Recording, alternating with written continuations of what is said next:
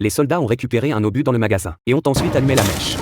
Sa longueur déterminait la durée jusqu'à la détonation, en calculant le poids de l'obus et la densité de l'eau de mer. Même le Nautilus, immergé à des dizaines de mètres sous la surface, serait coulé par l'explosion. L'équipage s'est empressé de réparer les dégâts importants, ayant fui précipitamment. Le navire ne disposait pas d'armement pour les grands fonds, tels que des torpilles. Il ne pouvait que recourir à l'évasion. Le Nautilus descendit lentement dans les profondeurs, atteignant alors une profondeur d'environ 100 mètres. Le commandant naval à bord du navire de guerre refusa d'abandonner tout espoir, ordonnant aux soldats d'allonger la mèche à sa longueur maximale et de lancer la bombe une nouvelle fois. L'équipage était en proie à la tension. Si elle frappait, leur destin serait une destruction certaine.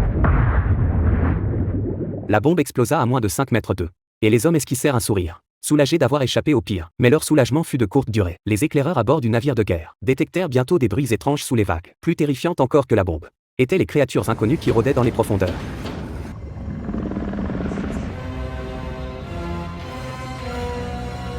Personne n'aurait pu imaginer que les profondeurs de l'océan recelaient une telle horreur. Peu de temps auparavant, le capitaine Nemo et son équipage avaient plongé à près de 500 mètres, en raison d'une panne de turbine. Pour sauver toutes les vies à bord, ils n'avaient d'autre choix que de demander l'aide de la noble Lina pour fabriquer une soupape de décompression de fortune. Les membres de l'équipage se relayèrent, pompant désespérément sur le levier, jusqu'à ce que le Nautilus refasse enfin surface. Ils haltèrent pour respirer l'air frais. Mais malgré leur échappée belle, l'esprit des membres de l'équipage commença à vagabonder. Ils formaient un groupe constitué à la hâte, et les installations du Nautilus restaient rudimentaires. Il était évident que retourner sur la terre ferme semblait beaucoup plus sûr. Deux nobles dames en robe de bal plongèrent immédiatement dans l'eau et nagèrent vers le rivage. Deux membres d'équipage indiens les suivirent de près.